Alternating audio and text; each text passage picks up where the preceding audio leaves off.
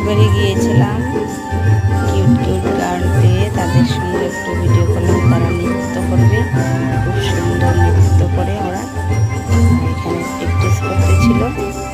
প্র্যাকটিসগুলো দেখে আমি একটু তাদের সামনে একটু ভিডিও করেছিলাম। সবাইকে